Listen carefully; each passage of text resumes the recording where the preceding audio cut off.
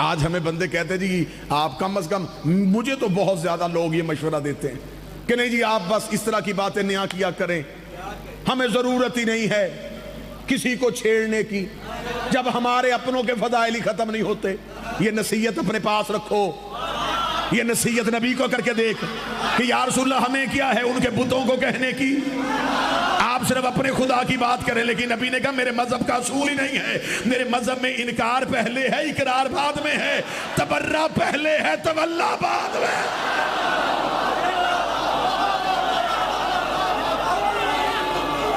بے رسول سے زیادہ، کیا کائنات کے رسول سے زیادہ بھی کوئی اتحاد کا قائل تھا؟ لیکن یاد رکھنا، میں خود ذمہ داری کے ساتھ یہ لفظ کہہ رہا ہوں، میں اتحاد کا قائل ہوں، انضمام کا قائل نہیں۔ پڑھے لکھے لوگوں سے میں مخاطب ہوں، اتحاد ہونا چاہیے، قوموں میں اتحاد ہوتا ہے، نظریات میں اتحاد ہوتا ہے، مذہبوں میں اتحاد ہوتا ہے، انضمام نہیں ہوتا۔ اتحاد ہوتا ہے عقیدے پر رہ کے۔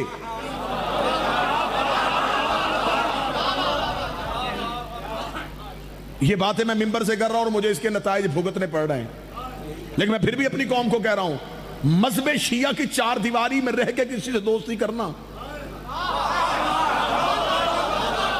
ہم اتحاد کے قائل ہیں، ہم اتحاد کریں گے، ہاں ٹھیک ہے، کوئی اپنے نظریے پر رہے، ہم سے معاشرے میں زندگی گزارنے کے لیے دوستی رکھے، اپنے نظریے میں رہ کے، ہم اپنے نظریے سے 1 انچ باہر نہیں آئیں گے۔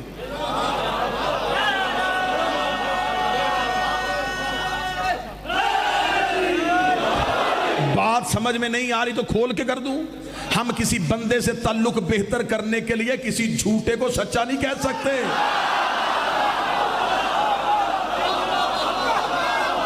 ہمیں کیا مجبوری بنی ہے؟ ہمیں کوئی مجبوری نہیں ہے کہ ہم کہیں گے صاحب ہم آپ سے تعلقات بہتر کرنا چاہتے ہیں تو چلے ہم ان کو بھی مان لیتے، نہیں۔ اتحاد ہے تو عقیدے میں رہ کے، انضمام نہیں ہے، انضمام اور ہے، اتحاد اور ہے۔ انضمام کہتے کسی میں ضم ہو جانا۔ مثال دے دیتا ہوں، آج کل میرے مذہب کے ساتھ، کم از کم شیعہ مذہب کے ساتھ جو سب سے بڑی چور بازاری ہو رہی ہے وہ یہی ہو رہی ہے، اتحاد کے نام پہ تمہیں دشمن کے ہاتھوں بیچا جا رہا ہے، اتحاد کے نام پہ اتحاد کا چورن بیچ کے میری مذہب کے عقیدے فروخت کیے جا رہے ہیں۔ ہم اتحاد کریں گے عقیدے میں رہ کے، انضمام نہیں ہوگا۔ اتحاد اور انضمام کیا ہے؟ چائے بنانے کے لیے آپ کو دودھ چاہیے، پتی چاہیے، یہ دونوں چیزیں برابر رکھی ہوئی ہیں، یہ اتحاد ہے۔ جب یہ کٹھی ہو گئی انضمام ہے۔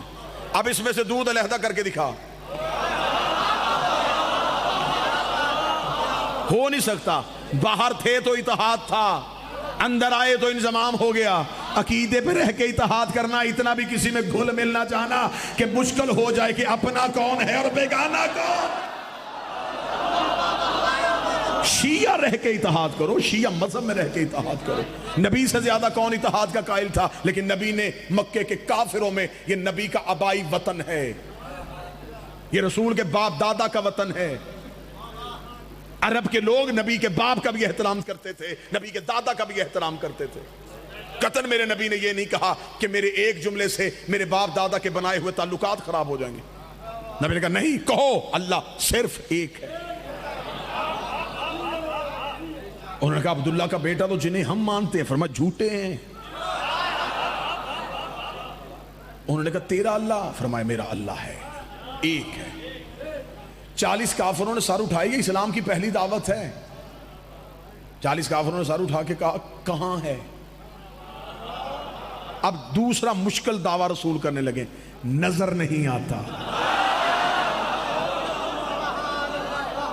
دکھائی نہیں دیتا۔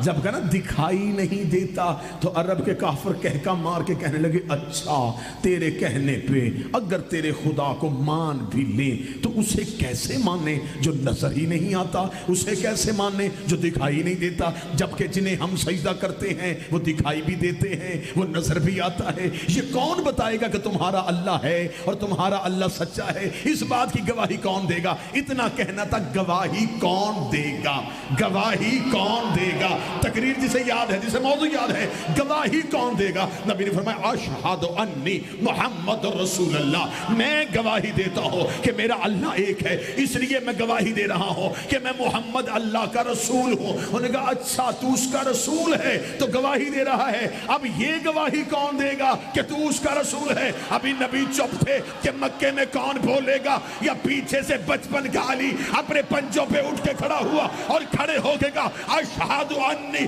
علی ولی اللہ، میں گواہی دیتا ہوں کہ تو اس کا رسول ہے اور وہ اللہ ہے۔ کافروں نے پیچھے مڑ کے کہا تو کس عہدے کے ساتھ گواہی دے رہا ہے؟ فرمایا اس لیے کہ میں اس کا ولی ہوں اور اس کا وسیع۔